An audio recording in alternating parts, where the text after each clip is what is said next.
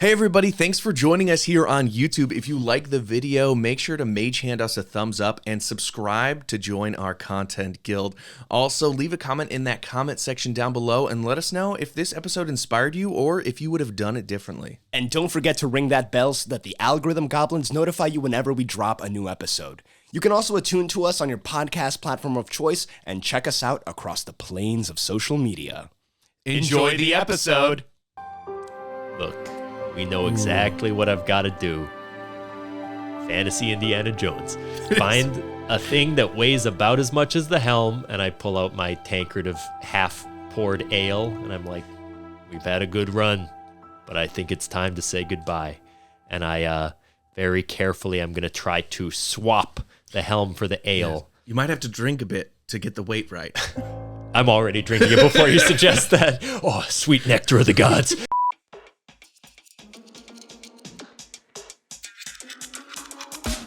Welcome to Dungeon Busters, your Dungeons & Dragons actual play experiment.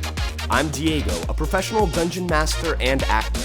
And I'm Michael, an actor and role-playing addict. Each episode, we summon a special guest who helps us give your game inspiration one encounter at a time. We don't just play D&D, we put it to the test. Welcome back to another episode of Dungeon Busters. As always, I'm Diego. And I'm Michael, everybody, and today our special guest is Thomas Tolles. Hi, what's up? Thanks for having me. Yeah, thanks for joining us today. We're so excited to have you. How you doing today, Thomas? I'm pretty good. I'm getting over an illness, which is the best feeling when it's almost over. Yeah. You feel like, oh, I'm becoming me again. I can breathe. I have such power now. Well, Thomas is joining us today in the Dungeon Buster studio as we take a look at busting traps. Yes. So I'd love to just get a baseline here, Thomas. Like, what's your experience playing Dungeons and Dragons? Yeah, so I only do things if I can monetize them. So I basically started playing D&D during the pandemic to create a podcast. So actually, that's not true, you guys. I just lied. When I started playing D&D, I was like 8 years old. Like back when early editions, I bought the monster manual because as a kid, I was like, this is the cool, it's all the monsters. Yeah, the pictures are I badass. get to see all the monsters in the, What this else is so do you great. need? Yeah, so I played a little bit of those like one shot, like you pre-purchase a campaign. I had some friends who were nerdier and smarter than me, so they could show me the ropes, and I played a little bit then. Then I got older and ashamed of myself, and I stopped, though I still use the monster manual to look up some of the, let's say, sexier monsters. And we all remember the succubus picture. That thing looked good. That gibbering mouther, though, bro. Yeah. The gelatinous cube, honestly, can get it. Oh, yeah. I'd love to see a picture of a gelatinous cube just wearing a bikini. I hate to see you eat my friends, but I love to watch you walk away. So then I stopped for a while, and I feel like I never really understood the rules, like, without my friend's guidance. And then recently D&D became very in again. And when I moved to Chicago, pandemic happened. I started playing a Star Wars themed D&D campaign. And then I have this podcast, which I'll tell you about later, What We Do in the Basement, which is a fantasy D&D actual play comedy thing. Yeah. You can plug it twice. You can plug it now and later. I just did. Yeah, okay, cool. Go check it out. Yeah. Where can they find it? Wherever you get your podcasts. Excellent. So WWTIDB on socials. Oh, cool. Hell yeah. Make sure to check that out. So in your experience playing Dungeons and Dragons, and I'll open this up for both of y'all. Have y'all ever like encountered like a trap, and in this case we mean like a booby trap, something meant to deter intruders or impede access into another area?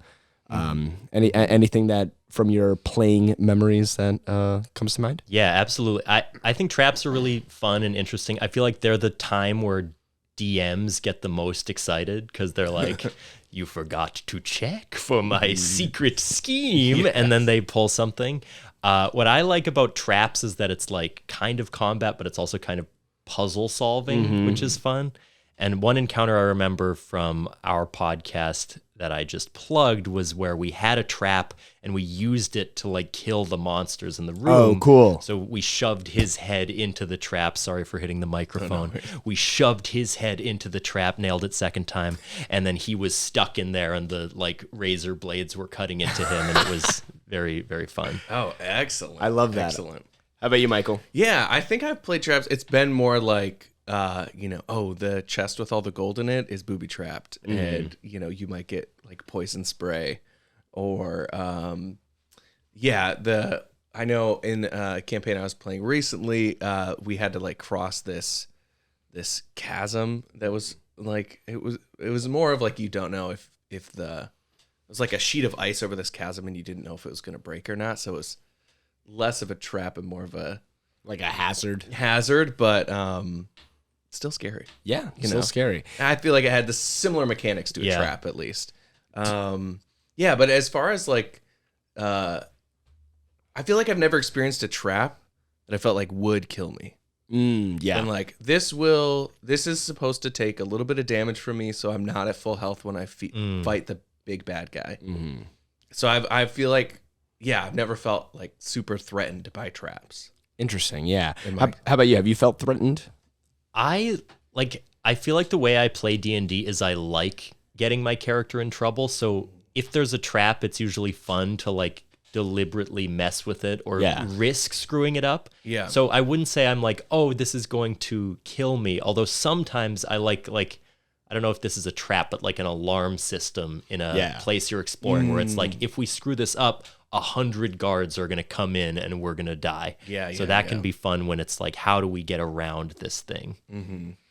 I like that. So I did a lot of research into before designing this encounter here, into like kind of trap design, like looked over the trap rules in the DMG, the Dungeon Master's Guide.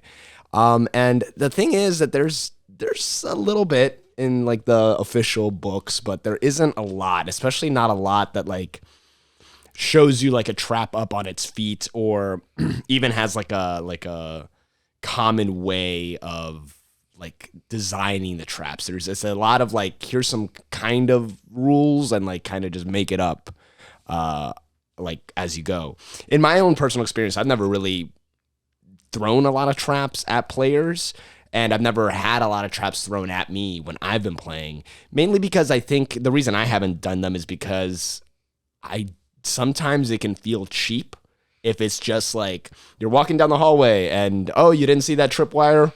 Boom, you got, yeeted halfway across by a fireball or whatever it is.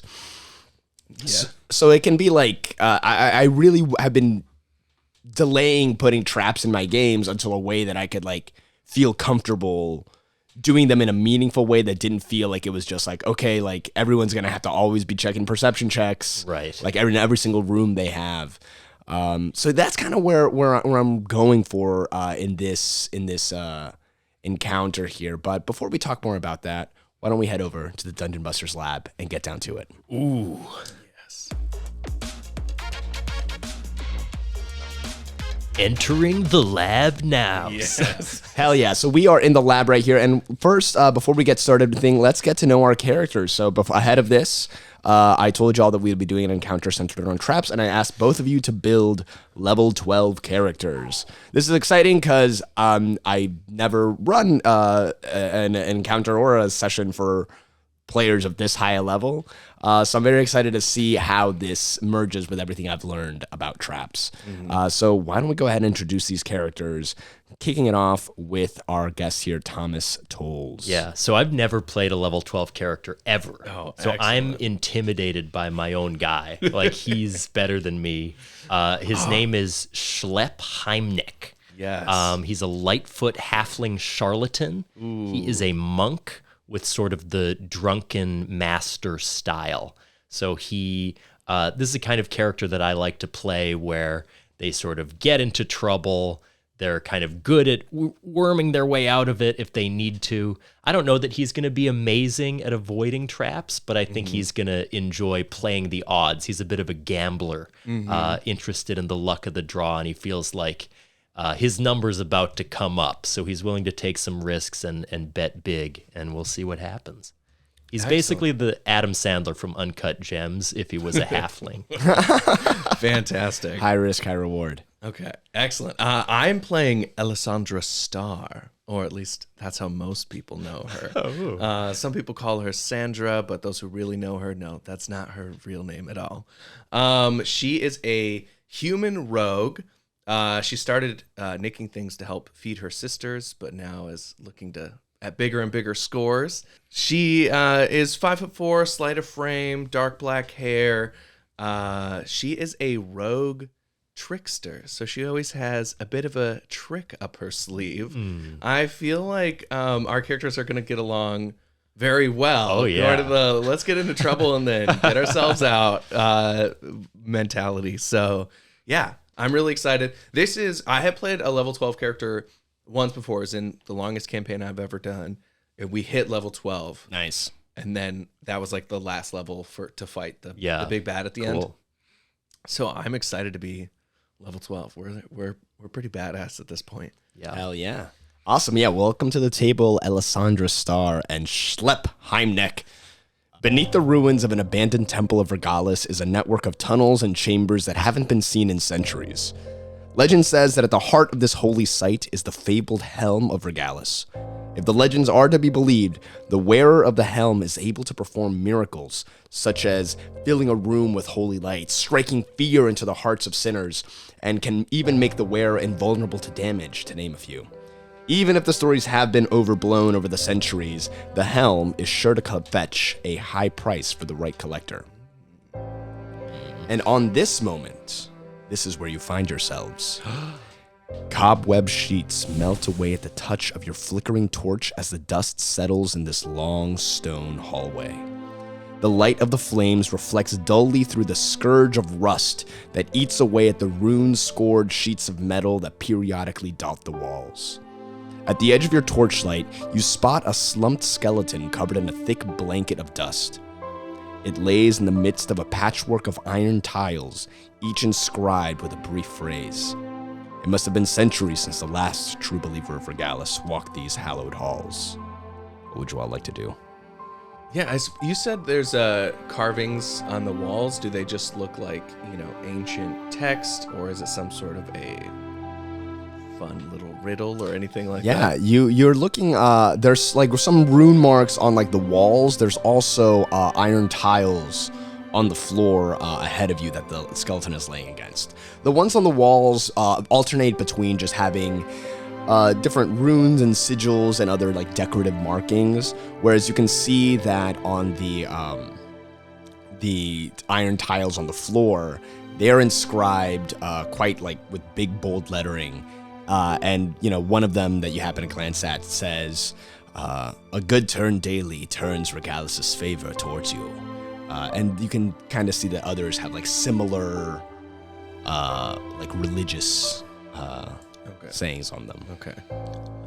I hate these preachy tunnels. They're always trying to get their ideology into your head. Look, I think we got to start with the Bone Man. That's where I see all the potential happening. You see a corpse, that's going to tell you the whole story, right? Yes, of course. These riddles didn't seem to work very well for him, at least. Well, maybe not, but let's take a closer look here, and I'm going to sort of wander up to the skeleton. Not touch yet, just using my peepers. Do a perception check. What can I see inside that rib cage? Yeah, I mean, with your passive perception, both of y'all can easily see that this skeleton has like a hole punched in its skull. It's like collapsed in. You are kind of like, just so as to not disturb this scene, right? You are kind of at the edges of this, like just kind of looking at it from afar. You may be able to discern more by upon closer examination. But I will say, Elisandra, you have a passive perception of 14. With your passive perception of 14, you notice that the roof above like all these iron tiles on the floor are dotted with little holes. I see a hole in his head, but I haven't noticed anything else. What have you seen? Well, there seem to be some holes up there as well. I wonder if the two are connected. I see what happened here. So this guy pissed somebody off, and the old spikies came down, and they pierced his brain. Look, that's not going to happen to us, because clearly it's already been triggered, but we might want to figure out what led to this event so we can remain safe. Right. Can we search for any pressure plates or anything that might have set off this trap? I'm going to say go ahead and roll a perception check. Okay. Perception. May I also? Yeah, please, both of you. Thank you. It's going to be a 16 for me. I got 15. 15. You do not notice any seams of pressure plates on the ground ahead of you. You do notice that, like, as the skeleton is kind of in the middle of this 10 by 15 like iron tiles on the floor. Okay. And he's kind of like in the middle of them, right? You do not notice. You can't discern if there are any pressure plates on like the walls or even the floor. So look, Okay. obviously we're gonna have to break this guy apart and toss his bones across the room and see which areas are dangerous, right? Well, before we move forward, Okay. Yeah. I agree with your idea. I just think instead of rushing to the body to do that ourselves, perhaps I can assist in a way. Oh. Elisandra will take out a gloved hand and cast Mage Hand Nice. as a cantrip, and she's going to try to, from a distance, drag the skeleton to see if it sets off anything. Yeah. Your gloved mystical hand poofs into existence and grips its fingers around the femur of the skeleton and begins to pull it. And it's a very old skeleton, so the femur just comes. And, like, you have a femur. Okay, excellent. Well, still having Mage Hand, then I think I'm going to like tap some of the tiles with the femur. Yeah. I might get a little carried away at some point and sort of start doing a rhythm, but we'll see. Seen skeletons playing their ribs like the xylophone before, but this is ridiculous. Yeah, you start tapping on the iron tiles with the femur. It's like one of those keyboards from Big. That's what Yes. That's what this is. That old play that we saw at the village, Big. Yes. Starring fantasy Tom Hanks. Tom Hanks with an H. Yeah. The H is in the Tom. Tom. Yeah. Thumb. Yeah, you start tapping on the iron tiles on the floor, starting with the ones. Are you starting with the ones closest to the skeleton to the ones furthest from you? Because imagine if the hallway's 10 feet wide, these tiles are going wall to wall and are 15 feet deep. Mm-hmm. This skeleton is like smack dab in the middle of all these tiles. I think what I want to do is tap the one, like the first one that I would step on. If I were to step onto these tiles, I want to tap that one as hard as I can. Yeah, perfect. And there's about like 5 or so tiles that like span like one like left to right length of it. And as you're kind of tapping some of the first ones you'd step on, the first one kind of like just bang, like a dull clang, as does the second and the third. But when you do it on another one of them, the plate with the inscription on it depresses, and as it does so, like a whole wave of spears come down along the entire length above these iron tiles, from the ceiling to the floor. Some of them even pierce through the skeleton's skull once more. Oh, the poor guy. I mean, he's already dead. Jesus. So there's not like, it's not like we can get low. Like they puncture.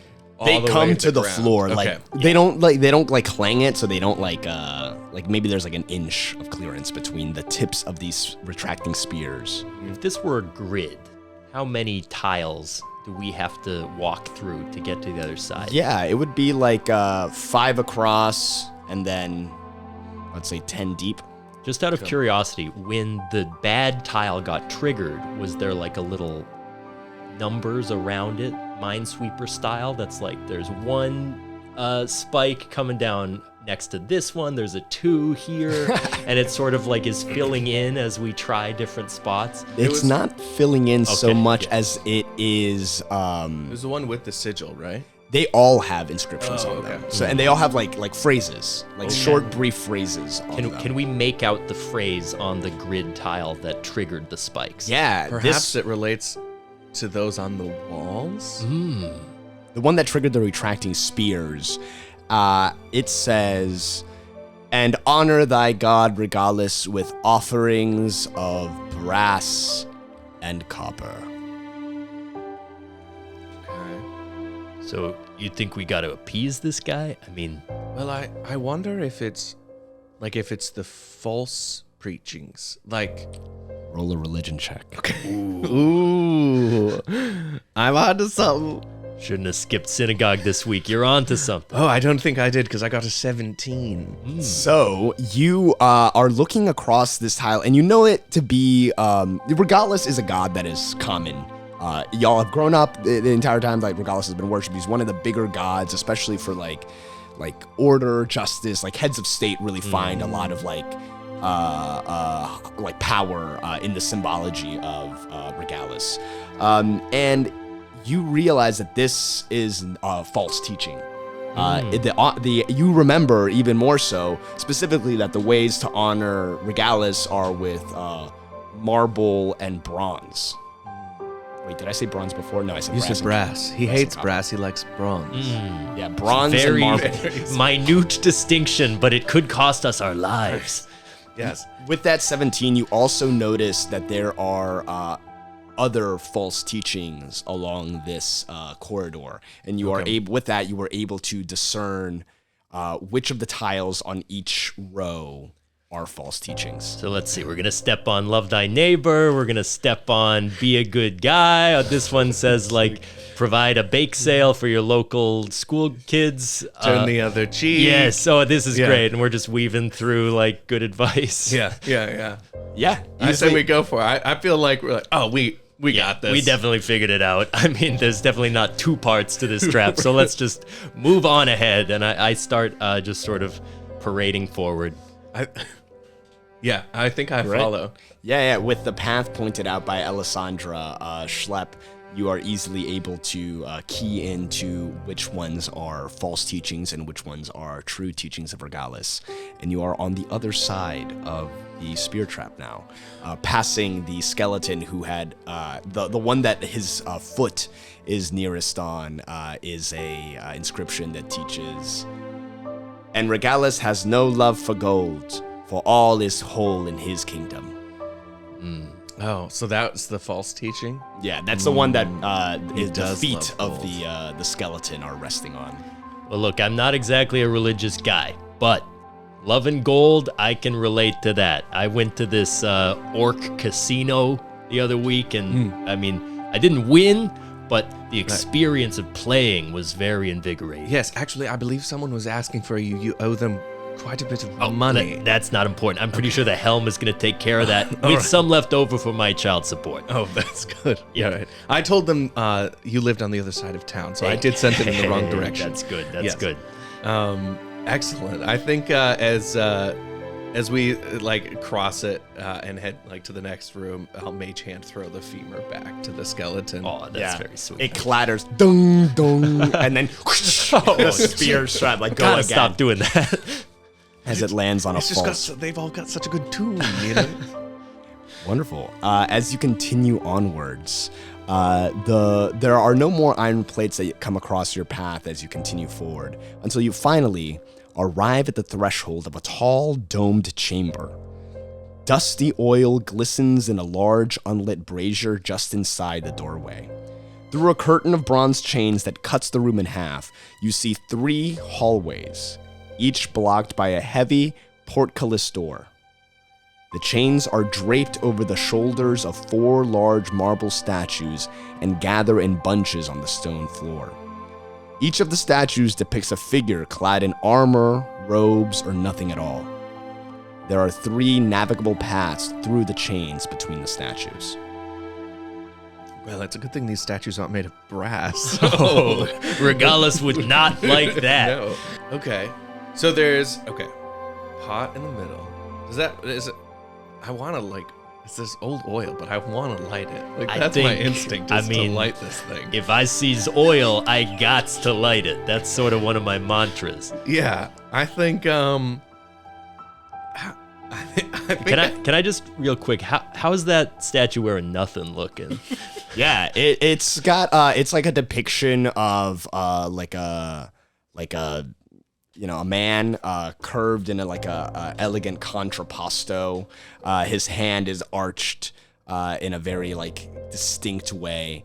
And he's got a tiny little fig leaf on his crotch that does nothing to hide his massive schlong. Whoa! Nice. Oh yeah, man enough to I love a fig leaf that really didn't need to be there, you know? yeah, just so more of a take a picture next to a small banana and send it to someone kind of fig leaf. Yeah, it's more so you can really understand the size, I think. Yeah, Like, a plantain, I guess, would be Yeah. a small banana. Anyway, let's take a look at the oil. Could we get a closer look and maybe do an insight check into if it's connected to anything or investigation, perhaps? Yeah. You cross from the hallway past the threshold into the tall dome chamber, unimpeded, and you lean down and look over the brazier. Go ahead and roll a perception check. is that for both of us? Yeah, if you want to take a look at it too. Yeah, I'll take a look at it. Daddy got a 19. 19, yeah. And Elisandra with your 14. Looking at that, it looks like a regular brazier. There is like a thin layer of oil that is kind of like there on it that, feels viscous enough. Yeah, and it looks like otherwise like a pretty normal just brazier for fire to light this room. And it's like on like the near side of you. So imagine like that there's... you're in this room, running along the middle of it is that curtain of chains. Okay. And those chains drape over the statues and like pool like on the floor where it's like bifurcating this room. And this brazier is just like on the inside, like just across Like just the as you threshold. enter. Okay. Yeah. Okay. I put my torch down I to it. put my begin to torch light. close to it, and we sort of lock eyes and are like, "We doing this?" I mean, 3, 2, 1. Light fills the room as the brazier catches fire. The flames flicker brightly for a moment before kind of getting a little duller. They even have like a faint blue hue to them, but otherwise, nothing else happens. if it's possible, I'd like to light my fantasy cigarette on the flames as they come up. Absolutely. Great. All right. Oh, we got a badass over here. No, look, it's a nasty habit. Do not smoke these, but it does keep me steady. Okay, let's look at the 3 statues that are in this room. Yeah. So we've got one that is sheathed in armor. There are 4 statues. There are 4 statues. There are 4 statues. One is sheathed in armor, the other in robes. One is nude. Big schlong. And the 4th one is... The 4th one is also clad in robes. Okay, robes. But there are 3 portcullises. Yes, on the other side Yeah. of this chain curtain. The way the statues are set up, okay. like there's only like 3 ways to go through, Gotcha. like 3 we're little weaving in. to weave through this chain curtain. Okay. Imagine like it's like a beaded curtain. Yeah. Does it seem to indicate that there is like a correct entrance that we should pick through the beaten curtain? Is there like Go ahead and roll investigation. Okay. I'm gonna look into this as well. Investigation is going to be a 16. And Schlepp got a nat 20. Play the cue.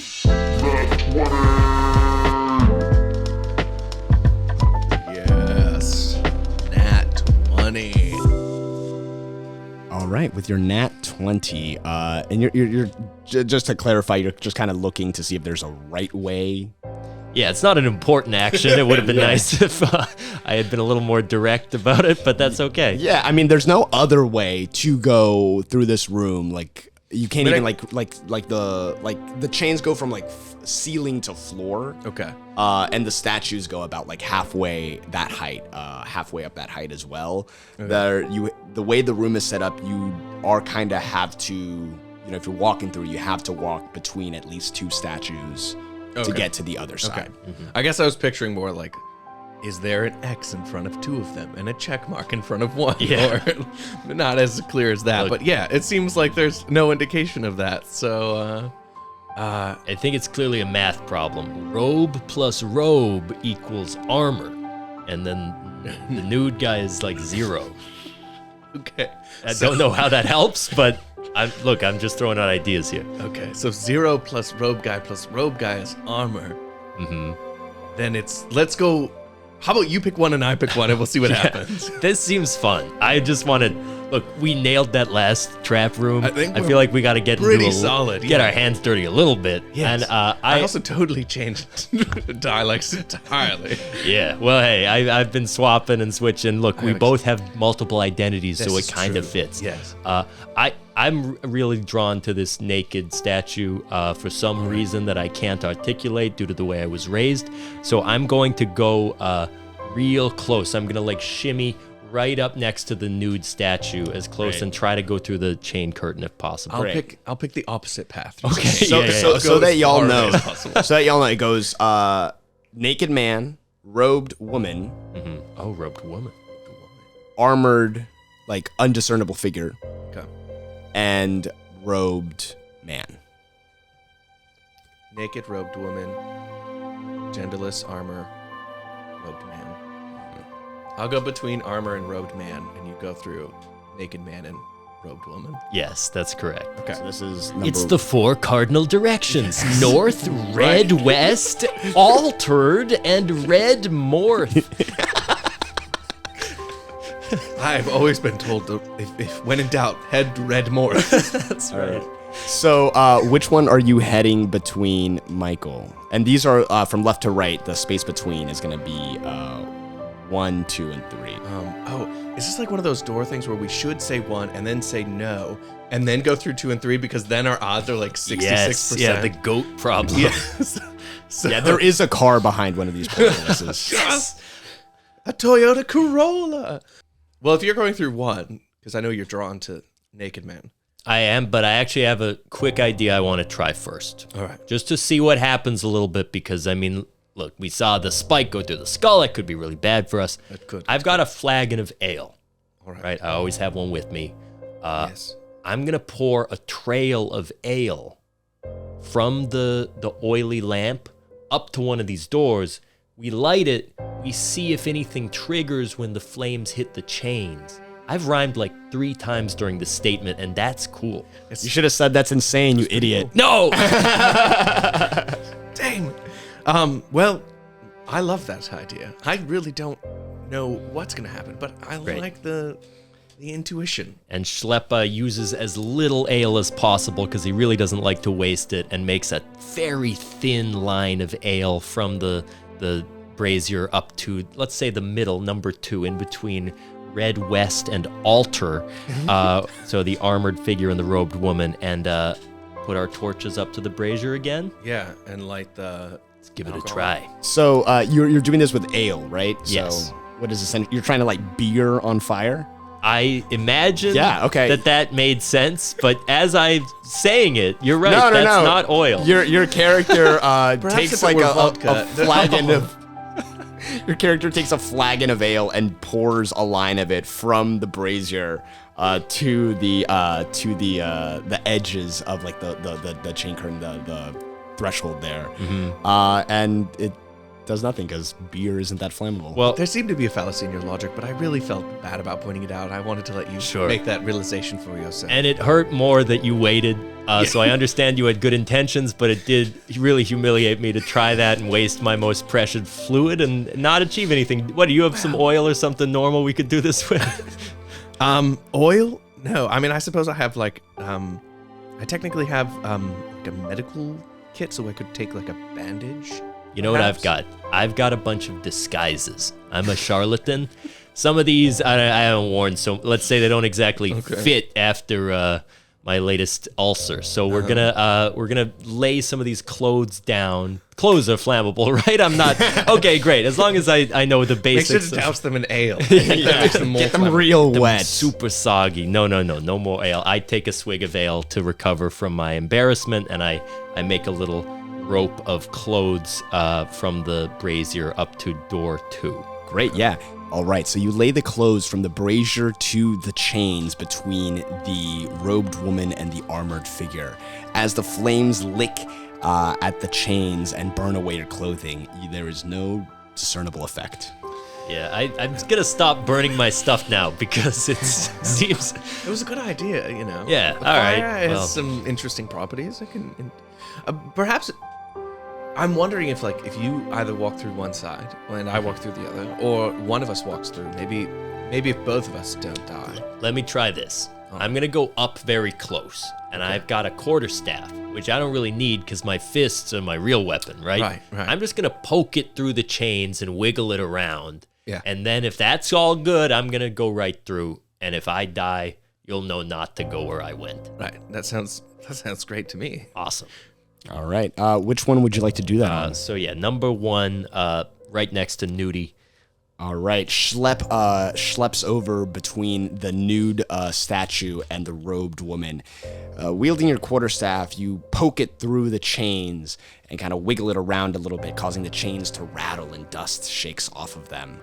As the chains move around, you see that the entire 5x10 area between the nude figure and the robed woman, there are holes, spears shoot out of the ground and pierce the air there, rattles the chains a little bit. After a moment, the spears are tracked back down. Did they reach the ceiling, or how high did they go? They reached about shoulder length on the statues, so it was about 7 feet. So tall. not what you want to get poked by in the bum, which it seems like would happen. Yep, If you I would continue say before. this is not the right entrance, Not but the right there might entrance. be some safe space at the top of the Right. statue, and he's got some things that you could I suppose- climb onto that I are, suppose let's you say, could are pretty climb. big. Yes. I'm wondering too, does Regalis have strong, do these have religious connotations of does he say the two greatest pursuits are war and being a robed man or a robed woman? Go ahead and roll a religion check, please. Okay. It's gonna be an 18. 18, amazing. With that 18, you kind of look over these figures, and you can identify the naked man as a pretty common depiction of a saint of Regalis. This is everyone knows of the naked saint of Regalis is a story that is a testament in the holy book. You do also kind of vaguely recognize the other figures as vaguely religiously iconographic. The robed woman and the robed man seem to be garbed in the dress of clerics from the contemporary time of this temple, which would have been centuries ago. The armored man, you notice that the armor is very, very out of date as well. But what it kind of does stick out to you is that between the robed man and the armored figure, both of their hands are stretched out towards each other in an incomplete handshake manner that is distinctive of a religious handshake among the most devout and what do you call it? The Orthodox, amongst the most devout and Orthodox followers of Regalis. Interesting. There's something about this armored man and this robed man. That's the ones you said, right? Yes. Yeah, My 3 sister here on does the right. worship Regalis. She gets... Okay, yeah. So I've heard some Hey, of the I've teaching. been there, She's talked yep. to me about it. And, it's helpful for her, so I do... Yeah. No fun at family dinners, but I hear you. Yeah. So I think I'm going to go up and... Does it look Also, like... Schlepp is halfway up the naked man when you're saying this to him. Yeah. He's clambered up. He's hanging by the schlong. So long. You keep doing what you're doing. Does it look like the arms will move to be together, or if I were to grab a hand and walk through? Roll investigation. Yeah, do they have kung fu grip, these statues? That's going to be now. I think so. I rolled 13, but I think this falls under my reliable talent because I do add my proficiency bonus to this roll. So that's actually going to be a 16. 16, amazing.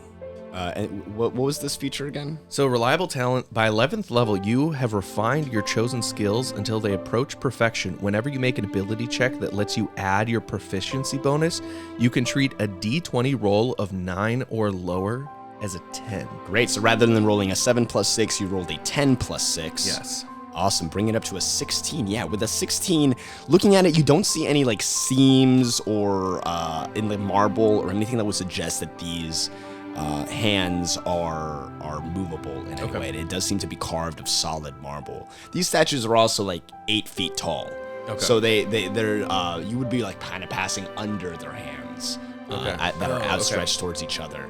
The chains are draped over all of these statues, like kind of covering their bodies and like pooling on the floor around it, just like through the other passageways. Thomas, you had said you were climbing on the naked man, I know. right? I sort of just did that without asking, but yeah, you. I have a skill that I want to share, which is unarmored movement improvement, which I love the name of.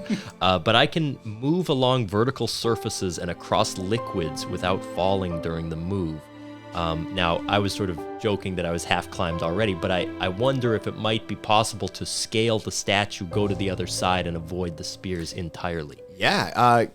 Yeah, you easily are beginning to scale the statue of the naked man.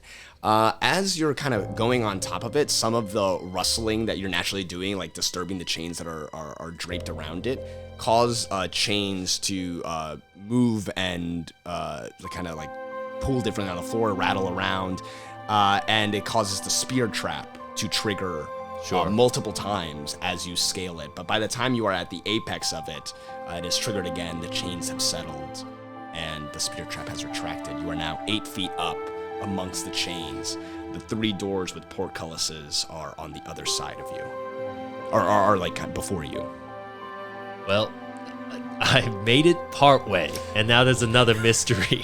So yeah, and between the chain curtain and the portcullises doors, like on this other side of the room, there's another like brazier there as well. Sure. Oh, interesting. So, is there anything else I can see from the bird's eye view on top of the statue in terms of the mechanisms involved? Maybe like, are some of the chains are attached to different stuff than other chains? Go ahead sort and of taking a roll closer look. A perception check. Okay. That is gonna be a big ol' 19. 19, yeah. With that 19, you notice the seams of pressure plates all running along the base of between the naked man and the robed woman, between the robed woman and the armored figure, and between the armored figure and the robed man. All of those, you can see that each of them has a 5x10 pressure plate spanning the length of those. What is interesting with that perception check is that you do not... Yeah, you also notice that there are no spear holes in the floor of the pressure plates between the robed woman and the armored figure, or between the armored figure and the robed man. Oh, wow, so I really picked wrong, huh? I think as my friend here has, Schlepp has climbed to the top of this and is doing this perception check, Elisandra sort of glances up and is feeling pretty confident is going to step through between the armor and the robed man. Yeah, you step through, you hear a click. Is there anything you want to do as like a reaction? I hear a click. So then would be like either a feature you can use as a reaction, or like something as simple as I jump backwards, I jump forwards, I'm considering casting shield as I step through. Yeah, you can cast shield. Okay. That's cast it as a reaction? Yeah. I think I cast like shield where I think that the spears would come up. Rather than spears coming out of the ground, all 3 portcullis doors open. Oh, God. Oh, that went way better than I thought it was. Help me down. Help me that down. was- He doesn't have as much on this side, and Schlepp is sort of Yeah, you're climbing just like down. on his like raw, If like you- muscled back. If you do, not as I many think you can do handholds. like a handhold between the butt cheeks. Yeah, You I need don't to do, have the like- upper body strength, and Schlepp lets go, but he does have slow fall, so he falls, but he's falling very slowly to the ground and just lands like a feather on the other side. Yes, beautifully done. Beautifully done. Exactly. Yeah, you are on the other side now, the side with the brazier and the now open portcullis's doors. There is a hallway to the left, passage 1, a hallway in the center, passage 2, and a hallway to the right, passage 3. You all stand kind of around the unlit brazier on this other side. All right. It does make me wonder if we should have lit both braziers at the same time. Or perhaps we should light this one now. We can't unlight that. Do you have any right? clothes? I'm sort of out of clothes. No, but I've got a torch. Oh, yeah. I guess we don't have to burn our stuff. Okay, yeah, let's just light it. Good idea. Another like kind of pale blue flame lights the room. Nothing else happens. I swear, I think it's got to be both braziers. I know that sounds weird. Wait a minute, but the doors did open, right? Yeah, maybe it's fine, but I like the idea of it being symmetrical. I might have like They a are low... both lit now. Oh, Yeah. they are. did. Never mind. Yeah, because you lit the other one. Right, The other it's one's still done been on. lit. I thought it illuminated and then went out. No, Like it just kind of like it Gotcha. flared up. Both of them did. They both kind of flared up in a minute and then kind of like All that simmered extra back like down. grease that was on the edge of the bowl also lit, but then it burned Right. away quickly because it was just like a Right. thin layer. And I can admit when I've made several mistakes, and in this room, alright. everything I've done has been irrelevant or confused. So tried- good work. I think you Started with handled lighting it beer on superb. fire and then your clothes. Is this why my kids don't trust me? Because I try to be there for them, man, and I just you know, I don't think I'm the person to talk Okay. about that. I'm gonna say you can pay someone to listen to those problems. Sure. and, Yeah. Emotional labor. I've heard the talk. Okay. Yeah. Well, we got 3 doors here. Is there any glyphs or inscriptions that we can discern? Do they have different like archways that are adorned with different artwork? Perception. All right. I'm gonna do that too. Oh. Nat 20. Play the cue.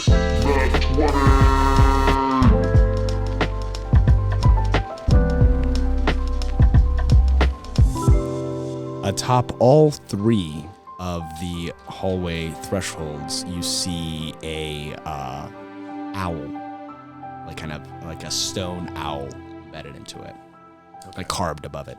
Are they Between different each in of any them? way? With your nat 20 perception, even though nat 20s don't apply to skill checks, Wait, what? This Rules- is outrageous. rules as written, nat 20s on skill checks aren't automatic successes. Like That if you were makes sense. saying that like, makes sense. Yeah. I want to convince the king to give me the keys to his kingdom. I rolled a nat 20. No, he's not going to do it. Right. Then it was a 22. Yeah, still good, still great. I mean, you know, you don't notice that there are any like intentional differences. I mean, they're definitely like worn. Some of them are chipped in certain areas, but you know, they're not like. Can you surmise that they were all done by the same artist, or were they done by different artists working at the same time? Ooh, I need you to make a wisdom check with advantage if you have proficiency in masonry tools. I don't. All right, then roll invest. That's a straight 10. Straight 10. I'm gonna check too. I just want to know, like, Investigation, that's at straight 10 as well. Yeah, on those, y'all are kind of, to your untrained eye, these look, for all intents and purposes, identical Yeah. in style and design. Should have paid attention in those masonry classes. I just thought, when am I ever gonna use this? right? I'm not carving anything. All right. Well, let's pick one of these doors, shall we? We've tried like 1 and 3, so I feel like Right. we gotta go in the middle door. Just process of elimination. Although Right. 1 was the one that didn't kill you, so maybe I thought one was the one. That one was the one that you went through, right? Yep. And that one tried Oh, to kill you. once again, Schlepp not paying attention. Yes, let's not go through that one. Maybe we just numbered the doors in like the different order. Sure. Like I did 1, 2, 3, left to right.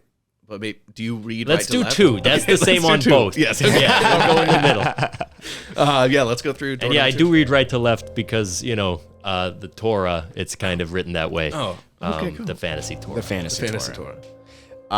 Going through the middle hallway here, you pass through the threshold unimpeded, and you continue walking down the way until down the hallway until you see it come to an end, a cave-in, a collapsed section of this hallway. You probably walked maybe 100 feet or so through this winding hallway, and it comes to an abrupt end at a cave-in. To your left and to your right, the crossroads are the crossroads of another hallway that kind of intersects with this one on a perpendicular. And at the midst of this crossroads, you see a tall iron statue of a tall figure whose face is obscured behind a glittering mask of chainmail. Its right hand wields a mighty broadsword, and in their extended left hand is a set of perfectly balanced scales. There is a lever at the feet of this large iron statue. We remember Regalis likes justice. Yes. Perfectly balanced scales seems pretty good. Pretty good. Should we pull the lever? I think we're gonna have to pull the I lever. think we should pull the lever. Honestly, I'm getting really confident. We've barely been hurt at all. Let's pull the lever. Let's pull it. Let's Okay, just great. do it. Yeah. You pull the lever and you hear kunk, kunk, kunk, a click. Any reaction? Maybe I'm gonna step back a bit from the statue, but I think that's it right now. I'm gonna dive prone in terror. Okay. Elisandra takes a quick hop back as Schlepp hits the deck. And you find nothing happens in the immediate vicinity, but you did hear a distinct kunk coming from, the sound of metal on stone coming from the direction you entered this tunnel in, right? So you walked forward. Behind us. You came, exactly, from behind you. And then to the left and to the right, echoing through the hallways, you also heard similar but more faint clunk of metal hitting stone. By the way, I'm just checking out the floor in case there's any more runes on it. I wasn't scared. I'm just down here doing a close check, and I return to my feet. Yes. Excellent. Maybe also something you could talk about in therapy, because it's Sure. okay to feel fear. It's you not. Don't? Okay. Right. Whatever. Great. So we can either go left or right, essentially, or back the way we came. Or back the way you came, correct. Ahead of you is naught but the iron statue and the caved-in hallway.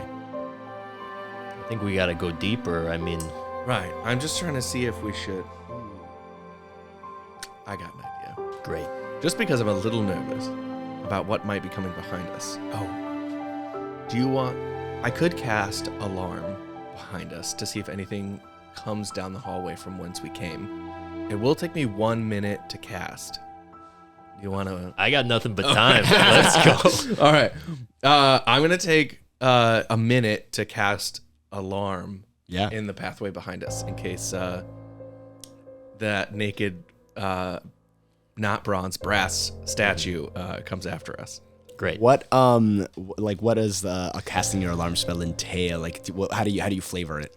I think I'm just drawing, weaving this magical thread to fill the space. Yeah. And it disappears. It becomes invisible over that minute. So it's this bright purple thread that I draw from my finger. Beautiful. That fills. It's a 20-foot cube, so I'm gonna easily, fill the. You easily span the whole hallway and then some. The whole area, around the whole crossroads, honestly. Perfect. So if anything comes through either of these 4 directions, 3 technically, you will get an alarm. Now, are you setting it to be a mental ping or that alerts you in your mind? Yeah, I'm gonna do a mental ping. Okay. Yeah. So I'll know. Great. Awesome. I'll let you know if my brain alarm goes off. Okay. I like it. The minute passes and the spell is cast on the crossroads. So once again, we have the path to the left, the path to the right, the lever at the feet of the statue, and the back from when you came. Does there seem to be any clues as to which way we might go? Like a pathway that looks like, I guess, I don't know if it would be like more tread or if the justice, I mean, they're even, like, I don't know if like the scales are telling us to go one way or the other, or if we should try putting something on the scales. Yeah.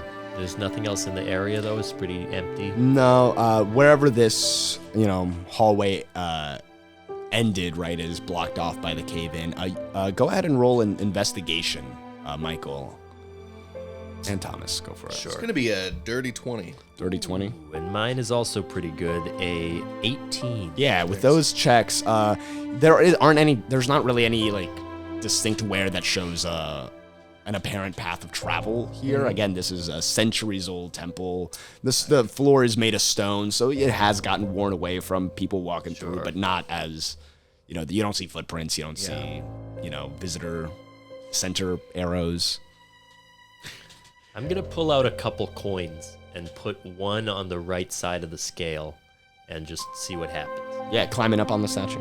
Yeah, I think so. Yeah. I'll Yeah, climb up and You can get on my shoulders if that's That's easier for okay. you. I can really, and I just like literally walk up like a cartoon character, just straight up vertically. Yeah. You do so, setting, and what kind of? Just a gold coin. Gold coin. Okay, yeah, you set a gold coin on the right. Definitely not brass. He hates brass. Actually, no. I wouldn't have bronze. I guess I have copper. Yeah, I'll just do a gold coin. Yeah, great. You put a gold coin on. Did you have a preference on which? I'll start on the right side. Yeah, you put a gold coin on the right side of the scale here, and it kind of goes down a little bit. Nothing else happens. Don't hear anything. Okay. All right. You do see that, like, it seems that the scale is, like, hung on, like, a carved hook. So it's like the scale is not made, like, it's like hanging from the hand. There doesn't seem to be a mechanism that it would trigger or something like that. Yeah, well, at the very least, you can see that it's, like, being actively held by the teacher, or by the statue. Here's the thing. We have an opportunity here because this hook is just here. We could create a false trap for someone else that comes in the future. Like if we could Just to sort of mess with some strangers. Yes, Yeah, I'm like, into this. balance the scales or something. Yeah, just make it look like a puzzle that Right, doesn't that exist. doesn't exist. That's fun. That's yeah. fun. Because I feel like we sort of had that experience, Yeah. and I want to make that worse for somebody Yeah, else. You know? I don't want to be the only one who screwed it up this bad. Yes. So let's we throw some of our various think- trinkets on there. I toss a dart on there. Yes, Throw it.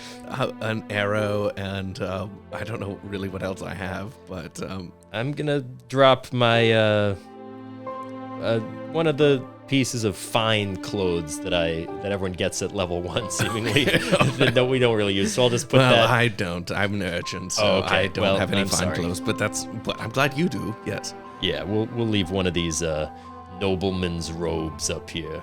Yeah. That'll seem symbolic. Put it on one side, and I'll put one. Can I put I've got a healer's kit? Can I put one use of my healer's kit? Yeah, you can put, like, one clutch of Just like a puddle of penicillin on the Yeah. Exactly. Just like a couple Tylenol. You're like, cool. I'll put that in. Yeah, you do so. The scales are now unbalanced, tipped in the favor of the fine clothes. Okay, excellent.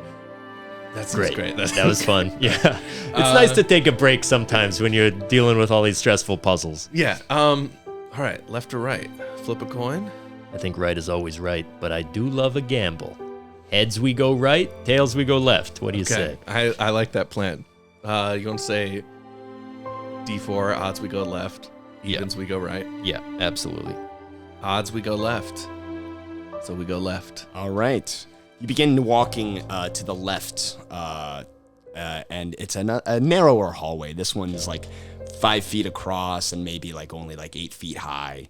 And you continue down that path. And it isn't until partway through this narrow hallway you see yawning faces carved out of wood. Their smiles twisted like hideous demons and grotesque horns and other protrusions coming from their head. They're very delicately carved too, and they protrude from the stone walls, their mouths yawning open casting shadows within. What would y'all like to do? This seems bad. I mean, just vibe check. I don't know if we can roll a vibe check, but the vibe check is not good. Right. It does seem... Is there any doorways that, like, would lead deeper, or is it just, like, this room? No, it continues past, like, it's just like, like someone hung up a couple of these masks on the wall, and then the rest of the wall kind of Just like continues. some as it terrifying demon masks. We just Right. walk right past. That seems like bad news. It does seem a bit wrong. I guess we could go back the other way and see if we... Let's check. I mean, let's figure out what our options are. Let's see what the first potential trap is in the other direction. Yeah. So we don't like the vibe check, so we turn around. was. Yeah, you turn around and you find yourself back in the room with the statue and the scales and the lever. Let's go the other way down. Let's go right. Just rotate the coin so it's the Yeah, other side yeah, is facing up. Great. Heads it was. Okay, let's go. All right, you continue through a similarly narrow hallway until you finally arrive at another intersection of two tunnels, and this one kind of ends. The two intersections converge at a set of large doors that are resolutely shut at the end of this widening hallway. The doors are decorated with engraved sheets of metal depicting battles and coronations and judgments. In front of the large doors, there is a large circular gear. There is also a lever inside the mouth of a wood-carved demon on the wall to the right of the door. Getting the demon vibe from both directions. Demon vibe. This is less demons. There's though. more information here as well, which There's I like. a wheel and a lever.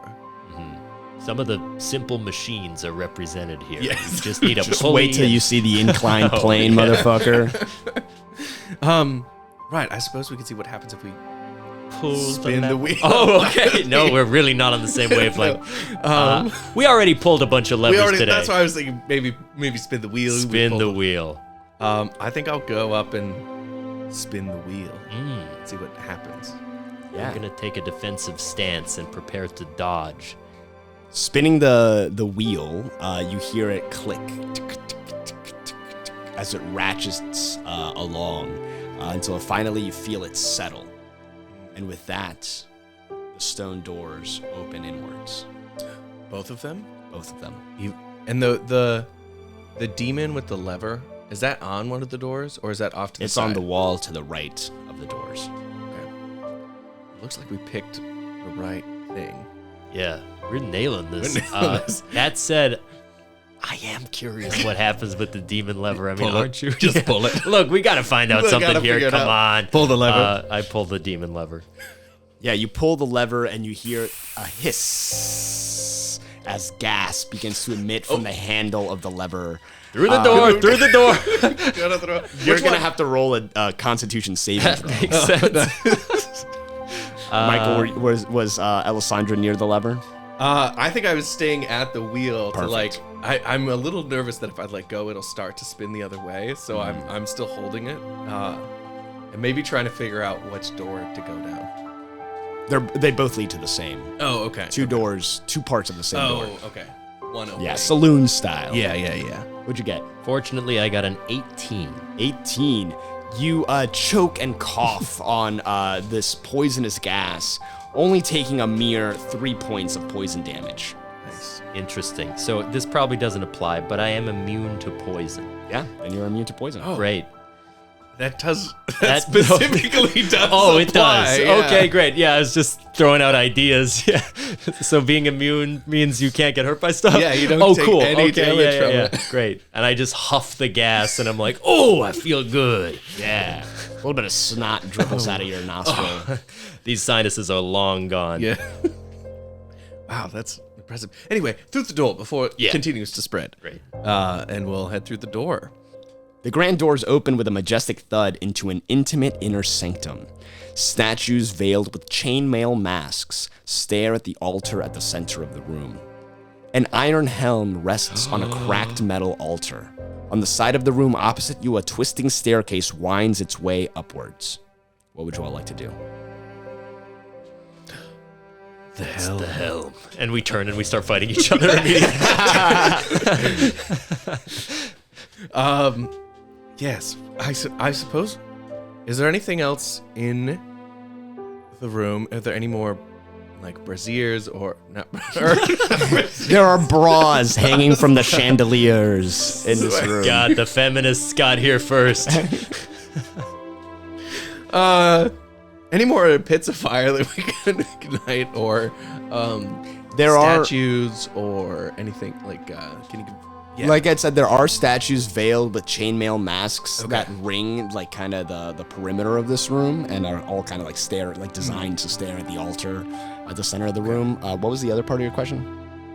Just like I liked our bronze. Oh no, yeah, Pits you of do fire. see sconces on the wall, unlit sconces. Yeah. But Sconces aren't as fun. Yeah. I like tubs of oil. That's right. Great. I think I'm gonna walk up to the helm and just like Scope it out. scope it out. I'm trying to. yeah, I'm going to cast detect magic Whoa. on the helm. Nice. yeah. As you're walking up towards the statue, you cast detect magic, and the helm lights up with. Let me see specifically what type of magic, because it says you can. The Yes. For the duration, you sense the presence of magic within 30 feet of you. If you sense magic in this way, you can use your action to see a faint aura around any visible creature or object in the area that bears magic, and you learn its school of magic, if any. yeah, the school of magic is going to be evocation. Okay. As you are walking forward, and as the thing lights up with it, you with not seeing the floor ahead of you, you feel the ground give way when you get within 15 feet of the altar, and a section of the floor falls down. Can you please roll a dexterity saving throw? Yeah, that sounds great. Dex saving Saving throw. Ooh, yes. Have we both been walking up? We're both rolling that? That is pretty if you shitty. were. Yeah, I think I was. Great. I got a huge bonus to that, but it's going to be only a 12. Wonderful. Thomas? Okay, let me just check. I have this evasion skill, which helps, but I also have pretty good I dex. actually have something horrible similar. roll. So I got an 11, but Great. if I fail to save, I only take half damage. All if I right. succeed, I take none. So, Michael, you take 22 points of piercing damage as you fall down through a thin, sheet of wood onto a bunch of iron spikes at the bottom of this pit. Please also make a Constitution saving throw. At Thomas? the finish line, huh? We just walk Thomas? into a hole. Thomas, you take 30 points of piercing damage. That's half? No. Oh, that's half? Yeah, you can have that. 15. Okay, I was like, oh, that would have killed me in one hit. Okay. Oh, wait a minute. I do also have... You said he used evasion? Yes. I think I have an evasion. Oh, but it's area effects for me. Oh, when you are subjected to an effect that allows you to make a dexterity saving throw to take only half damage, you instead take no damage if you succeed on the saving throw, and only half damage if you fail. Well, so this one, I this guess one would be only- like an all or nothing. I see. type Okay, of so thing. I will take 30. You'll take 30. You'll take 22. And what did you? And you got 16 on your Constitution saving throw, Elisandra. Yes. So you can kind of see that where the iron spikes have punctured you. Some of them are kind of ooze with a green slick. Ooh, that's not good. It makes the area around your cuts almost instantly turn yellowish, but you are not. You don't feel any worse effects in the moment. Okay. Thomas, that's what not was good. your Oh, my con save. Yeah. A 10. 10? Yeah, you would have taken 5 points of poison damage, but you are immune to that. That's right. you Purity don't. of body. Yes. It's all that beer I drink. It really kills everything. Yeah. Even in my blood. Great. You guys are now at the bottom of a 10-foot pit, the same 10-foot pit. Oh, damn it. So I can very easily walk out of here. Unfortunately, I'm super short, so I'm not going to be able to hoist you up behind me. But I suppose I we- have some rope. I believe I have some hempen rope. Okay. And how are you damage-wise? Are you all right? I'm about halfway to the grave. Okay. Why don't I take a second? Knowing that neither of us were healer class, took a feat that I've never taken before, which was healer. Nice. Which means I'm an able physician. You know, growing up as an urchin, we didn't have access to a doctor, but I would steal medical supplies. Yeah. And I'm, learned how to read, so I Absolutely. just kind of figured it out. That being said, completely untrained other than books that I've read, so like... Slap me with your makeshift medicine. Let's go. Just gotta get next to them first. You're still on the bottom of the pit. When you use... I haven't climbed out. We gotta get out of the pit first. Okay. Well, let's get. Well, I mean, you can use it in the pit if you're both in the pit, but Right. I don't think I've climbed out yet. Oh, great, then, yeah. You Heal can away. heal me first I was in thinking case we'd there's sort of another like trap. Yeah. pull the spears out of our bodies. Yeah. And then, Ow. as an action, you can spend one use of a healer's kit to tend to a creature and restore 1d6 plus 4 hit points plus additional hit points equal to the creature's maximum number of hit dice. So I think that would be 12. plus 12. So 1d6 plus 4 plus 12. yeah, go for Very it. nice. So let me roll. So I think I'm going to do that to both of us. Now we can only do that once per person per short rest. Great. So this is it. But this I seems don't like think we're we're going to be making any more mistakes. We've been on one the and ball. done. So this one's for you is going to be 19. Nice. Love it. And then I will do one for me, which is going to be 21. I can do maths. All right, so you all have patched yourselves up in this pit of poisoned iron spikes. What would you like to do now? Making sure the blood isn't like, we're not bleeding out of any arteries. Yeah. Try to put some antiseptic on the poison. Yeah. Yeah, that's good. Yeah. And You gave me a back massage. I appreciate that. you had a really tough knot I wanted to get out. Tense, So I'm gonna walk up and out, do my little vertical easily.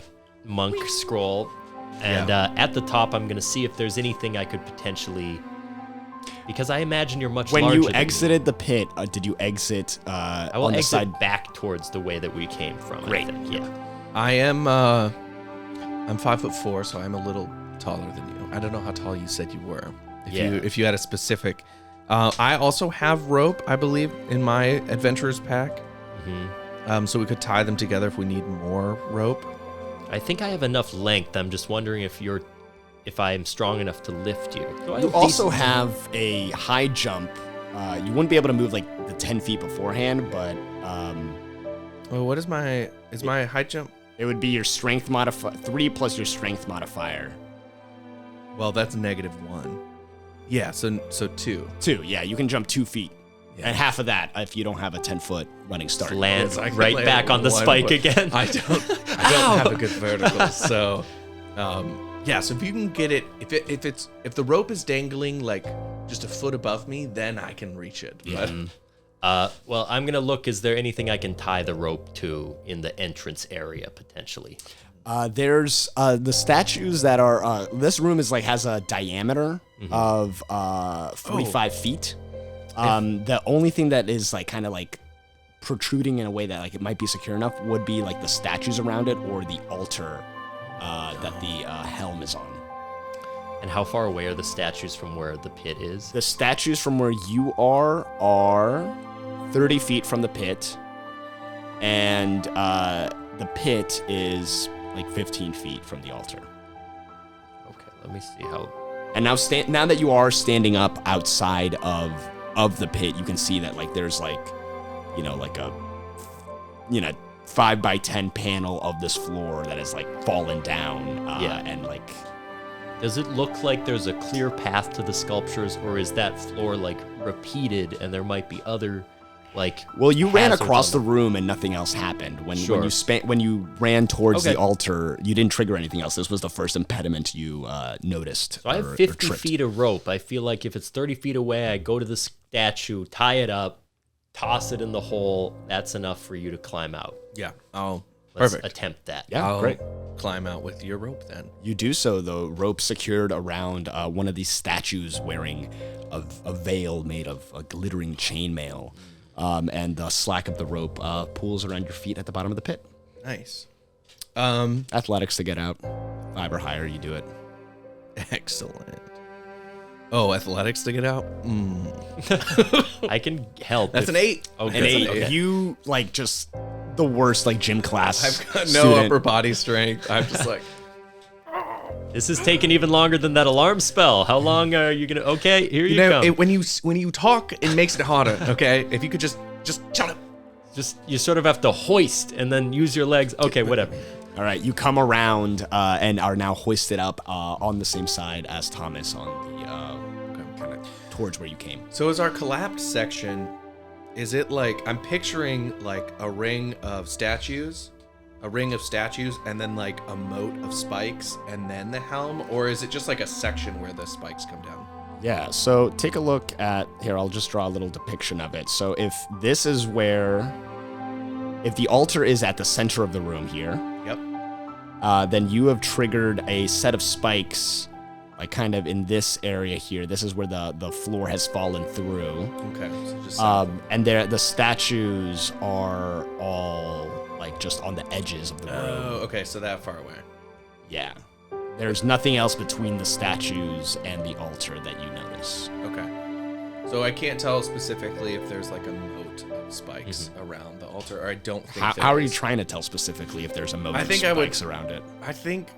Well, I guess I assume that like when I was down there, like the floor would be there, but it would be open underneath, so I'd be able to like there wouldn't be a wall at the end. Is what I'm picturing. So like it'd be like because we dropped into spikes, right? Yeah. So I'm picturing like if it was a circular trench and then the floor is just a false floor, it Yeah. would look like a ceiling when you're in the trench. I'm wondering if I noticed like the trench going around underneath where the floor was that didn't collapse. Yeah. You do. Okay, You cool, noticed cool. that. Okay, cool, great. You would have noticed that at the bottom of the pit. Yeah, so I think more retconning when I was down there going, oh, there's no wall, so it doesn't end there. Yeah. should have described that better too on my end. No but worries. Yeah, you do see that there is like that. It does seem to kind of curve around this pit here. What is the distance between the outer edge of the trap and the inner edge? It is 10 feet. 10 feet. Can you jump that? How do I determine how far I can jump? So your running jump, if you take like a long jump Yeah. with at least 10 feet of movement beforehand, you can jump a number of feet up to your strength score, Okay. like just your raw strength score. So what is that? 14. Yeah, so you can like just clear jump 14 feet Okay. with a 10-foot. So you can Running clear I'm that. already doing it, and it's Schlepp is sprinting and takes a running jump across the pit towards Great. the helm. Yeah, you run and jump straight over, kind of getting a good, nice height on it. As you are jumping, are you jumping over the section you've already opened? Or Yeah, I think so. Perfect. Yeah, you jump over it, and a thin, invisible wire dangling between the statues catches you, almost like a trip wire. Oh my God. You are going to please make a dexterity saving throw. Look, I'm telling you, my luck is about to turn around. We were so you as cautious well. at the beginning, and then we're just like, yeah. You as well, Elisandra. Dexterity saving throw? Yeah, 26. 26. Oh.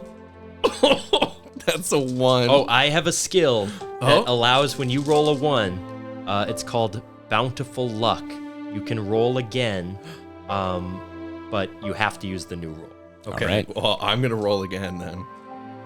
And that's way better. That's a 24. Oh. 24, amazing. Thank you. Arrows shoot out from the wall, kind of towards like the center. They all clatter Okay. on where like on the altar. That's kind of where they converge, and the arrows fall to the ground. Okay.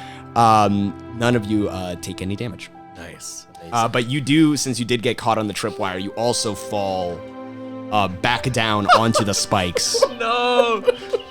Please take 21 points of piercing damage. Do I get a dex throw for that? No, I guess not. No, because Yeah, that'd I just be a straight fell. fall. 21? Actually, no, I think it makes sense that you'd get a dexterity saving throw, because Can you dodge? That's the parameter of the trap. Like a cat landing on your feet. Yeah. Like, can you catch yourself before you? Like the spike right I mean, in you're a between monk. my legs. You can like split and do like catch yourself on, with your toes. Well, actually, I didn't use this last time, but I have that slow fall ability, which might allow me, if I fall in, to like evade more easily. What do you think, DM? Because I can read the language of that. Can but you it's cast slow fall as a reaction? Oh, it's think not a it's spell. just, It's he a, has use it. your reaction when you fall to reduce falling damage. That's all it says. So it doesn't. so it's not. This wouldn't be technically- falling damage. Yeah, This is yeah. Okay. piercing. All right. So, do you want me to do a saving throw? Yes, please. Okay. 15. 15. You take.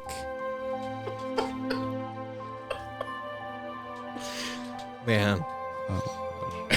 10 points of piercing damage. Right. I'm not even going to make you make the con save because you're immune Yeah. to poison.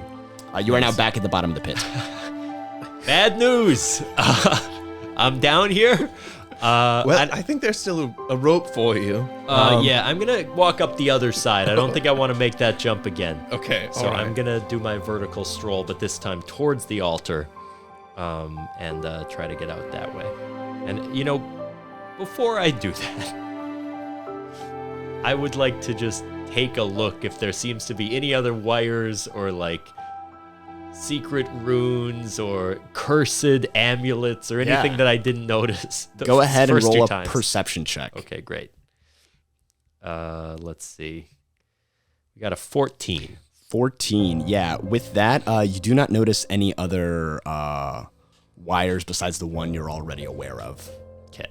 So then I'm going to try to climb out closer on the other side towards the amulet, and I'll stop as soon as I get out, but I just want to get up onto solid ground. Yeah, you are back on the inner ring now of the spike trap, and nothing stands between you and the helm. I've got an idea. I'm gonna pull the rope that you tied to the statue, and I'm gonna throw the end to you and see if you can tie it around the altar Amazing. so that I can Yeah. work my way across. Great. I'm going to very carefully walk towards the altar, and as I do, just like look at the ground, see what I'm stepping on. Do I see any possible triggers? I'm really Go ahead and roll a perception check. 17. Nice. With a 17, you are not able to see any. You are not able to notice any like pressure plates or triggers. I think we're all clear from here on out. And I grab the rope and I tie it to the altar. Great, yeah, you tie it around the Excellent. cracked metal altar. All right. And I'll try to. Part of me wonders if I should. I mean, should I try to cross or should I stay on the outside? The staircase is on the outside, right? Yeah, the staircase is opposite the door that you walked in from, so it would be like over here, Okay. on the far end of the room. Now, Well, famously, trailer park girls go around the outside, so is that helpful? I think yes. I think Okay, in that good. that means I'm going to stay on the outside just in case. Because Sure. as far as I understand it right now, if I were to cross to the middle, it would be so that we could both pick up the helmet together. And then I would have to let you jump over with the helmet. Yeah. And I would. It just seems like a lot more activity Yep. than is necessary. And honestly, you have more of a life to go back to than I do.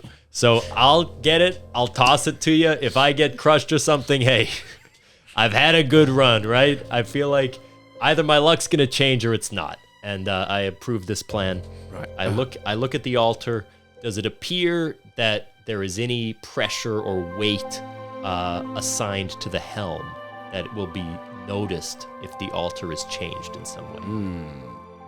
I mean, the helm weighs something, yes. Sure. I guess I mean, does the altar itself look like it's detecting or being influenced by the weight of the helm? Go ahead and roll a perception check. Okay. 18. 18. Seeing what you did not see before, you notice that there is a depressed pressure plate that the helm rests on. Look, we know exactly what I've got to do. Fantasy Indiana Jones. Find a thing that weighs about as much as the helm, and I pull out my tankard of half-poured ale, and I'm like, we've had a good run, but I think it's time to say goodbye. And I very carefully, I'm going to try to swap the helm for the ale. You might have to drink a bit to get the weight right. I'm already drinking it before you suggest that. Oh, sweet nectar of the gods. And I sort of get it about right, take an extra sip because I can't stop. But it's about the right weight, I think. And I'm going to sleight of hand, I think, swap one for the other. Nice. Okay. That is a 23. With a 23, you are carefully inching the helm off as you're carefully, delicately putting the flagon of ale onto the pressure plate. Just as you are able to take off a little, just as you're able to kind of remove the last bit of the helm and put the full weight of the flagon on there, an errant pinky depresses the pressure plate a little bit more. You hear a click. What would you like to do? Oh, I'm going back in the pit. I know the pit. It's safe down there. Yeah. Whatever's coming up here is going to be way worse. If possible, I would like to take the dodge action to dive and try to grab the rope and hang into the pit. So we tied the rope between the two. Amazing. So I'm sort of going to hide down there if possible. Great. Can you make a Constitution saving throw, please? I sure can. That's an 11. A cloud of gas emits out of the altar, encircling kind of the entire area, or within this place. As soon as the click came out, boom, it came out. You jumped up and out of the way, but not before you inhaled some of the gas. You feel a rock in your stomach, and you go to clutch it as you're hanging from the rope here, and when you feel your stomach, it feels rock hard. You look at your pinky and you can see that the tips of it are turning to stone. Oh shoot!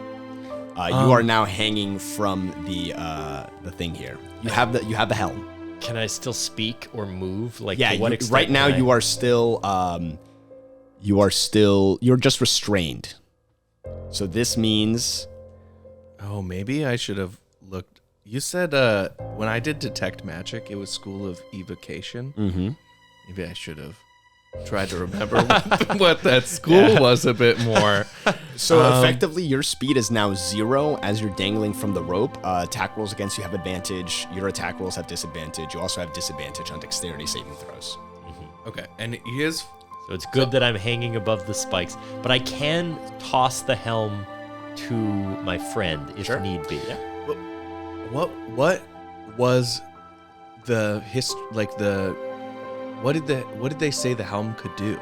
They said that the helm because put fear into the heart of sinners. That's me. Uh-huh. I can't remember the other details, but that one landed because I was like, uh-oh.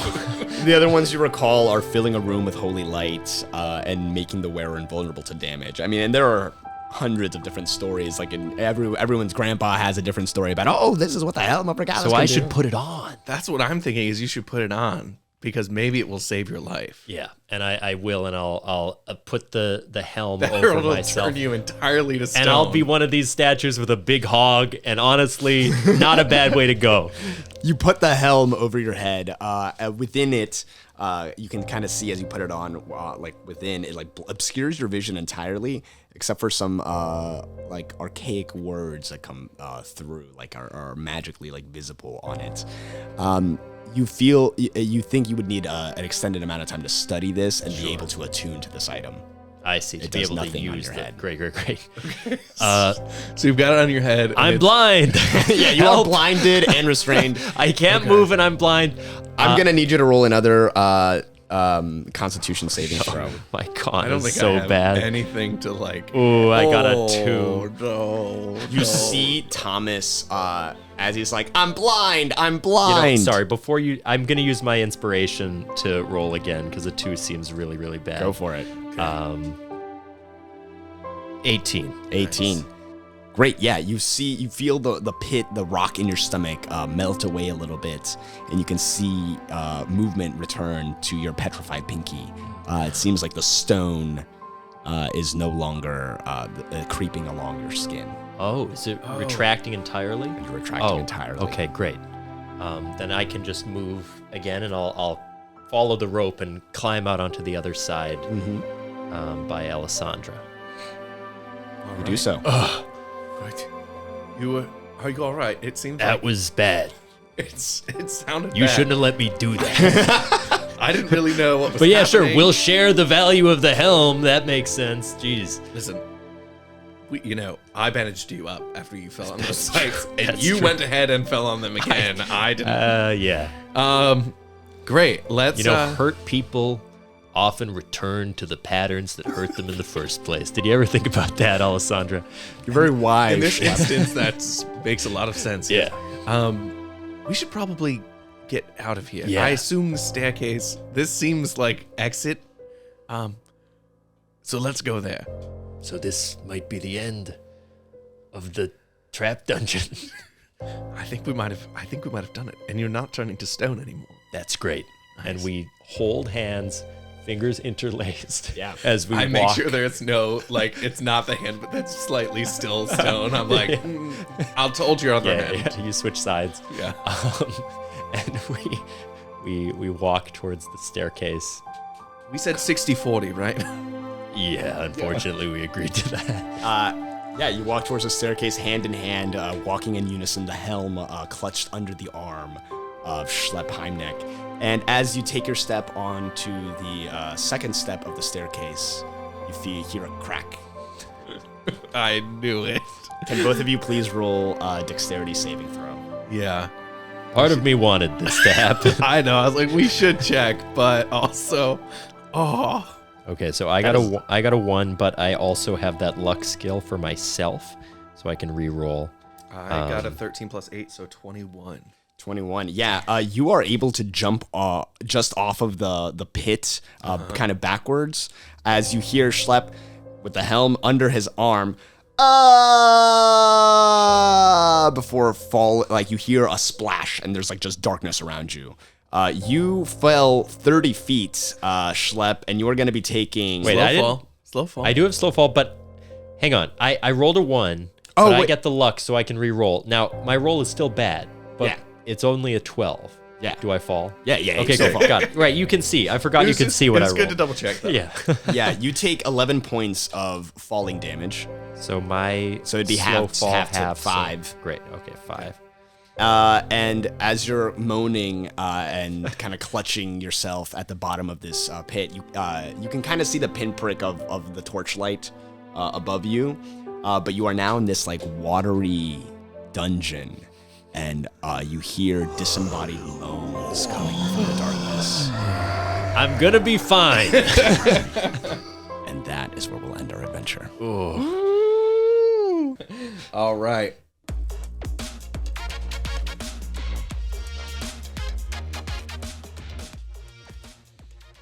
Well, now we're on the other side of that. How y'all feeling? That was so much fun. That was great. I've never really had a dungeon like that where it's there are traps everywhere. And I loved it. And we did get we got to the last room where we got through it. We're good to go. But it was still fun. I mean, I think there's something really enjoyable about, I'm going to do this. Oh, there's another trap that you didn't think to look for. That even though going into it, obviously we knew we were doing traps. So I was like, okay, I want to make sure I'm checking and doing this. But at some point it's well, how much stuff can I check for? And I liked that they were a variation of difficulty. Some were easy to spot and some were really hard to spot. The pressure plate on the helmet, you rolled the first time and got a 17 and didn't notice anything. It wasn't until the next time. Yeah. And even doing the swap seemed like it was really hard to do. Yeah, I've set that at a DC 25 sleight of hand check. Yeah, which I think is really cool to have this is the last trap is super deadly. It's the boss trap, you know? And disabling that pressure plate would have been a DC 30 Whoa, Thieves' Tools check. Ooh. Wow. Oh, I could have I could have done that actually. Really? Yeah. Oh. Yeah. But honestly, Thomas, you weren't that far off with Yeah, yours. So, pretty close. what were some moments that stuck out of the adventure for you? Yeah, I think traps are fun. Like, what's interesting for me, like in D&D, like failure is the most enjoyable thing about it. Like, sometimes you pull off a really cool move, but I like it when things go wrong. And so I think the thing that's challenging about traps is you don't want to spend so long like figuring it out, because it's like if you just nail it, then nothing happens. That's not fun. Right. So I like being a little careful, but also a bit reckless. And it was fun. Like, we're just going to dive and you trip on the wire, you fall back in the pit. Like, that's great. The ending was exciting. Like, what's going to happen with him down there? So just like for a storytelling perspective, also I feel as a player, like guilty if we don't trigger the traps that you designed. Right, it's like, we want to see some of these. That's cool. I know. Like, There's part of me that was like, this goblin demon room that we walked into, I was like, I mean, this immediately says wrong way to me. yeah.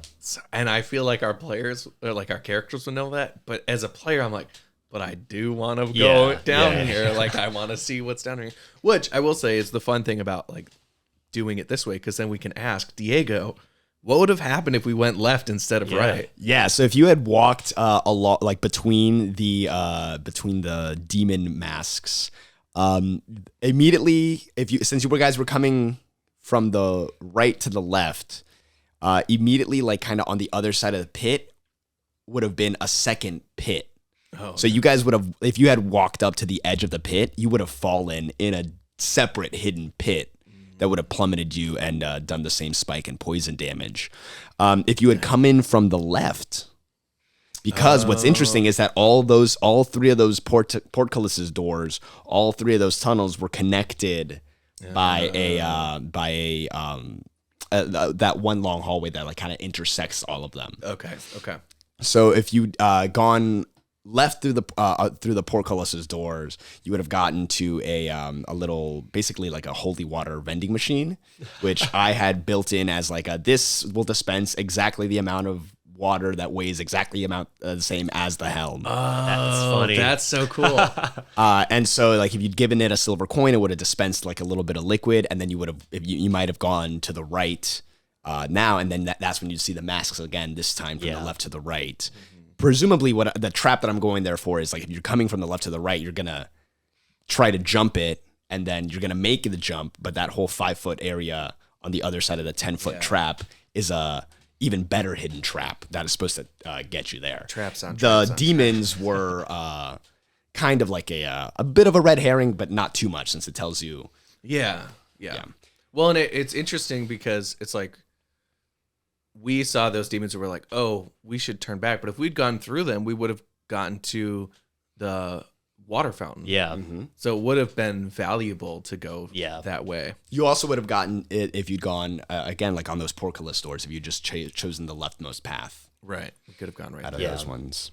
I like to when traps are attached to something that's really appealing to the player. So like the helm, it's like, sometimes it's like, well, we just need to progress, but having a trap where it's like, this is maybe an optional pile of gold, and clearly there's a trap, but like my character's so greedy, well, I'm going to risk it anyway. So it's fun when you get that relationship between like, I know this is going to hurt me, but it's worth it kind of trade-off.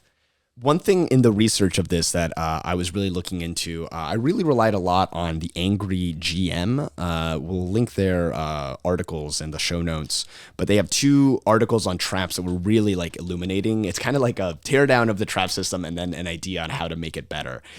And the idea of it was that like traps aren't fun if they're just like random things just haphazardly thrown. Like if there's just randomly a scythe trap or whatever it is, or a tripwire, your players are either going to know there's no point in checking for traps because they're just going to either be there or they're not, or we need to check everywhere for traps, and that really slows the game down. Yeah, right. One thing that he mentions in his articles is, in his blog posts, is making the traps in intentional places.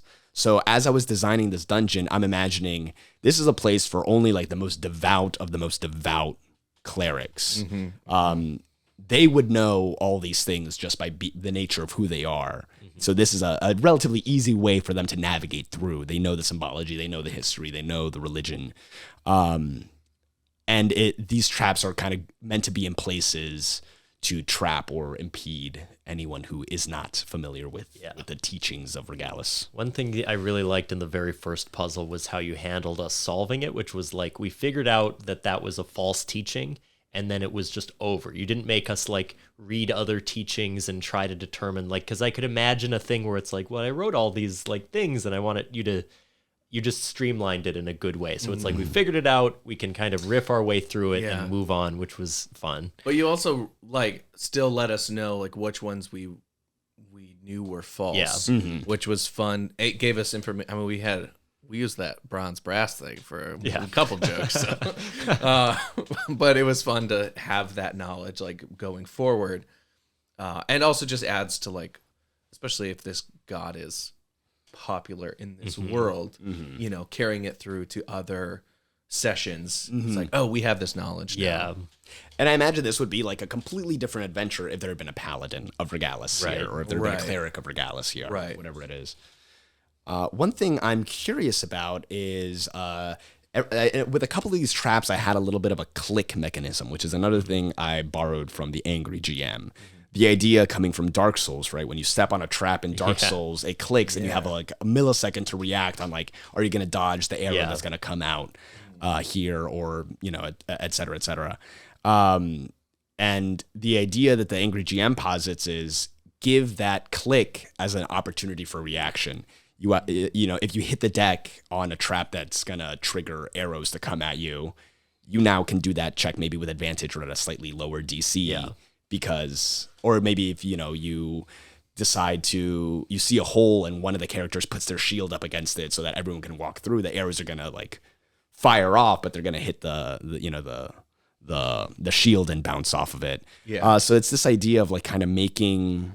But if you hit the deck and it's coming through the floor, exactly, then it's at disadvantage or an automatic hit. Exactly, or the DC is higher, et cetera, like that. So it's a way that gives a little bit of player agency as a reaction to the trap. How did y'all feel about the couple of moments where that was in? Because I did it for some traps and I didn't do it for others. I really liked it. I thought it was a fun, because it gave you just an opportunity to like take a gamble, basically try something. It might help, it might make it worse. Either way, that's fun and entertaining. Like it's exciting to find out. Yeah, and I liked the coin flip too, between you would have that click mechanism and it wasn't always bad. Like I walked through it and there was a click and then the doors just opened. But I think it puts you squarely in the head of the character, because it's like, oh, what's going to happen? Right. So I, you know, burned a spell to be like, fuck. But it worked out fine. That being said, I'm not like upset that I burned a spell, because I could have also been skewered at that. If I had chosen poorly. So I think it's nice that it plays both sides of like, it could be good or it could be bad. What are you gonna do? Yeah, especially with that lever, like on the iron statue where the statue had the scales on it. That lever, all that it did, by the way, it opens and closes the portcullis's doors again. So okay, great. I know. So, I was like, either it closed the doors or the bronze statues are alive. And we're gonna die. I'm curious, because these were pretty basic traps, right? All I used were pitfall traps, spear traps, and I had the arrow traps. You didn't trigger as many of those as I thought you would. But yeah, what did y'all? These were pretty basic traps, but did the encounter still feel fun at 12th level? It really did. And I felt like I had to use I used most of my first level spell slots. I got to use some cantrips. It was fun as a rogue being dexterous to make a lot of dex saving throws that felt fun. I didn't really use like thieves tools or anything to like disengage traps. Maybe that's probably the biggest thing, like as a rogue I could have done more of. But what I enjoyed a lot too was the variation in like how damaging the traps were, because like you took 3 points of poison damage. Now we got through pretty scot-free. But that end when we both took a lot of damage from the spear fall, that to me was like, oh, this is bad. Like this could have, if we could have died if we had set off other traps, and like it could have been a deadly encounter. Like this whole encounter could have been deadly. We just happened to get through it. So I feel like that was a good balance of like risk, even though, well, up until the very end, we're doing great. Yeah. But with that healer ability, I'm still almost at full health and like doing pretty well. Like I could still handle a fight if that were to happen. But it sounded like it was for depending on how like it was, yeah. Thomas fell. I was waiting for the statues to start fighting us. I'm going to be honest, but that's why I was wondering. But they didn't light up with my detect magic, or at least I didn't notice it. So no, they didn't.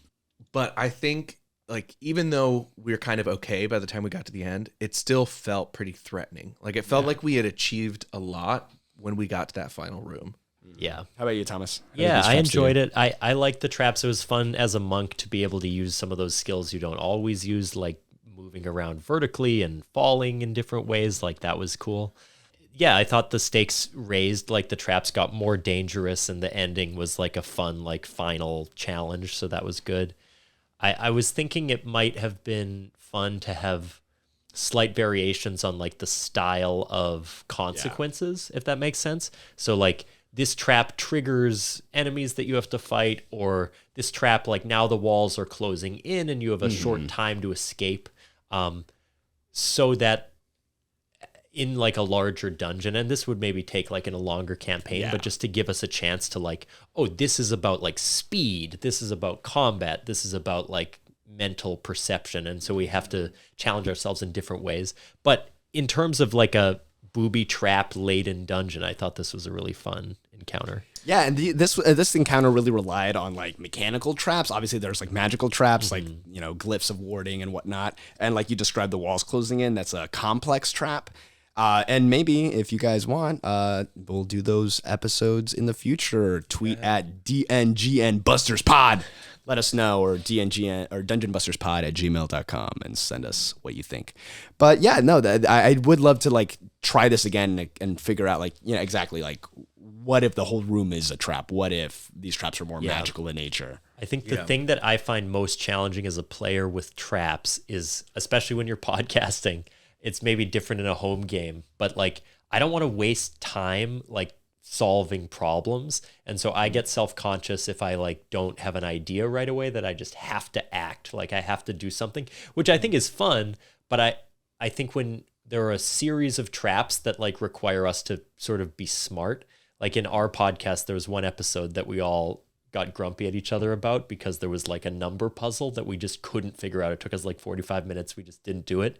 And it was like kind of a funny thing, because it was like, well, at some point it should just be over. Like there's just a Deus Ex Machina, the combat happens and you can move on. But instead we sort of got stuck in like trying to figure out the numbers of it. Yeah. And so sometimes traps, I think, can derail you. My DM is going to be so mad that I brought that up. He did a great job, but it was just one of those episodes where it's like we got stuck in the mechanics of it. Yeah. I mean, I think we've all, I know I've been there as a player where we are given a, relatively probably easy in the grand scheme, like puzzle to solve to figure out. And it's just like, at the end, the DM is just spoon feeding us. Like, it's this. The color blue glows more brightly. And you're just like, oh my, wow, we couldn't figure that out. Well, it's funny. We actually just saw the 20-Sided Tavern, which is playing here in Chicago. Yeah, and they have, you can interact on your phone, and they had some of those like puzzles or like finish the riddle. And I didn't get any of them because you only had like 60 seconds to figure out. And I was just like, I'm so bad at these. So I do think, that can be, I guess I'm supposed to just say that, we've been, like, I've been there too. I think that is a challenging thing to figure out when it's like, you're like, in that instance, we ended up getting a really cool magical item. So I'm glad that we spent almost an entire session trying to figure out this one puzzle. Yeah. But especially if you're on an actual play, that's harder to be like, how long are we going to keep on? Yeah. And I think these puzzles being simple were good in the sense that it was mainly like about just avoiding pitfalls and damage. It wasn't about like, there wasn't too much complexity of like, there are 6 different runes you have to rearrange. There are like 6 different runes that you have to rearrange without knocking your microphone over, like something like that. Yeah. So yeah. No, and that was something when I was designing this, I was very careful. Like I felt myself veering a little too much into puzzle territory sometimes, and I would have to like redesign a room because I was like, no, this is more of like a logic puzzle than it is like Right. And I feel like that can be like it's a blurry line between a trap and a puzzle. But I think like DNGN Buster's Pod. Let us know. Like we might be doing a puzzles one in the future. Let us know if that's in demand or in need. Yeah. A trap can be a puzzle and a puzzle can be a trap. Wow. Yeah. But a rhombus isn't a square, or is a square, but a square isn't a rhombus. Oh, anyway. Nailed it. I'm so good at maths. Yeah, I just think, I mean, and part of it was fun too, because it not being so much of a puzzle, like in the room where you, with the wheel and the lever, it's like, well, we spin the wheel or we pull the lever. There's two options. Now we could investigate, or we could just flip a coin and pick one. Yeah. And then we also decided to do them both for fun. Yeah. But I think there's an element of that of like, we can pick one. I think maybe one element that we've talked about as far as making these traps more complex is like having a time mechanism to it. Like I'm picturing the Indiana Jones boulder falls and is rolling towards you, and you have to pick lever or wheel, and you only have so much time. So, and I feel like some of those might add some of the urgency and maybe also if your players are taking too much time, you just add that in there. That's something you could be like, oh, there's also a pressure plate. Click, hurry up. It's so interesting they mentioned that because y'all were doing very well through this dungeon. Like you didn't take a lot of damage until the very end. And I had to fight this voice inside of me that wanted to just put traps where I hadn't planned to put traps. And I really I resisted that, and I ended up just doing like exactly what I had prepared. Not that like obviously you can't do it or adjust in the moment if you need to for like story reasons, but I was like, let me see just like what happens if I don't try to like trip them up. Because one thing that was very key in this is designing these encounters. I was really trying to build a language that you all could know to interact with. I didn't want to randomly start throwing like sides or like fireballs that came in because this isn't the scythe and fireball dungeon. This is the hole and arrow dungeon. Yeah. And I think and that's another like angry GM tip is like just limiting yourself to like 2, maybe 3 like types of traps, types of mechanisms. That's fun too, because again, like we saw those in the first room and we learned, oh, spears come out of this. And then as we go to other rooms, we can see that, and it feels like we've actively learned something. Yes. And that feels rewarding of like, I see holes. We gotta watch out, Why do holes suddenly appear? Exactly. And then we pulled, we even just like, oh, we pulled that first lever and nothing happened. So when we got to that second lever, it's like, well, let's just pull it because we don't know what's going to happen. But yeah, I do think that's fun to have sort of a theme that encapsulates what your trap tunnel is going to be. And as characters, it was nice that we were more reckless, like ne'er-do-wells in a way, because it allowed us to be a little more like, it's fun to have someone in a party who's going to just charge in and trigger the trap. Well, and it's also satisfying for the DM. Yeah. I know as we were building characters for this, you had sent us your monk character, and I was like, well, we got to have a rogue if we're doing traps. So I built a rogue. But what I loved about, especially the spells, is I felt like less focusing on how do I detect traps and make sure that I don't set them off, and more how do I handle when traps do get set off? How do I mitigate the fallout? I thought that was a fun way to think about how I'm picking my spells and stuff like that. So it's not just about detection, but about like quick reflexes and making sure that I don't take damage or I lessen that damage. Right. So I thought that stuff was like, I had feather fall, I had jump, and shield were all ones I could feel like I could use to. I also had knock that I could have used in case we got to a door that wasn't opening. Just be like, all right, here we go. Yeah. Boom. So that was really fun to think about how to handle traps in a different way, other than just I don't want to set it off. So. Yeah. Great. I think this is the point of the podcast where we can kind of just give final thoughts and answer the question: loot it or boot it. Loot it. Put this in your game. Get those booby traps in there. Boot it. Get it out of here or do it different. Yes. Starting off with Thomas, what do you think? I think traps are fun. I think they're a nice element of chaos. I think they can add like a cost benefit sometimes where it's like, well, you can get this item, but it's going to cost you in some way, or it's going to pose a risk. Like, I think it's a good way. It also creates what I would say are like pseudo combat encounters without enemies, which can be a fun way to build variety. I enjoyed this dungeon. I made a ton of mistakes. And that was fun. Yeah. And I liked that I was punished for those mistakes. I like being a little pain piggy. So I'm going to say traps, loot it. Woo. All right, Michael? Yeah, I'm also going to say traps, loot it. I think especially focusing on creating a language for your trap or for, your series of traps. I think creating a lot of traps is really fun and a lot of different things that could happen. And then also adding in that reaction opportunity, I think really helped. So I would say if you're gonna create a trap dungeon, do some of those things, which can also like create a language for if you're not going to do a full dungeon that's going to be an entire encounter.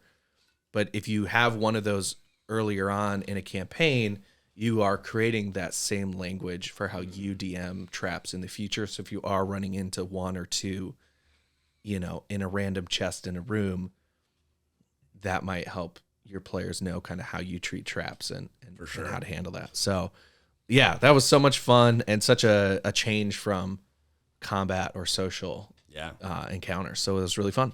Loot that shit. Loot it. All right, Thomas, anything you want to plug here at the end of the podcast? Yeah, I've hinted a few times. I have actually 2 other podcasts, but the one that your listeners will probably be interested in is called What We Do in the Basement, WWDITB. That's on social media. That is an actual play comedy Dungeons and Dragons podcast. We've been doing it for a while. We're in like chapter 3 of our story, but it's easy to get caught up. And we would love it if you listen to it. I play a paladin who worships the deity Mother. His name is Anus Dweezil.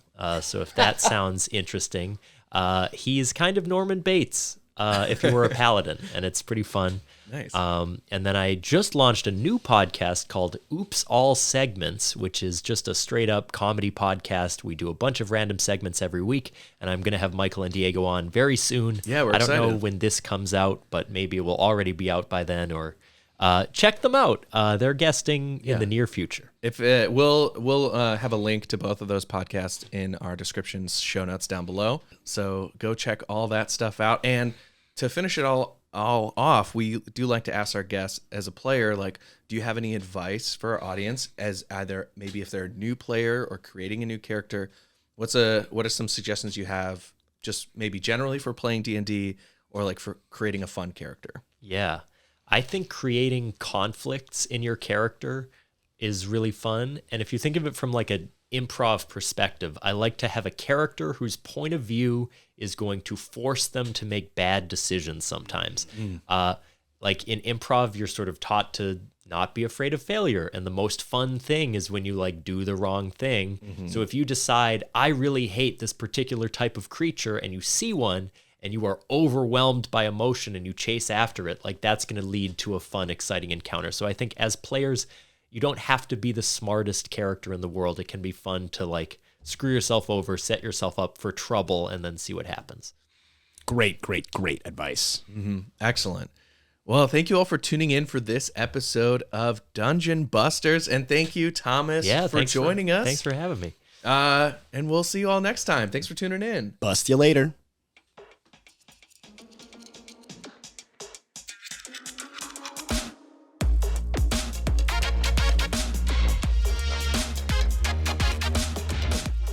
Thanks for scrolling into this episode of Dungeon Busters. Did you get inspiration from today's experiment? Then consider leaving us a review on your podcast platform of choice. Did we miss something? Would you have done it differently? Let us know on social media at Dungeon Busters Pod. That's DNGN Busters Pod. You can follow me on socials at Michael_C_Hyatt. And you can find me, Diego, on my website, foreverdm.xyz. Thank you to Peter Gertes for our cover art. Our intro music is by Artel Music. Produced and edited by Michael C. Hyatt and Diego F. Salinas.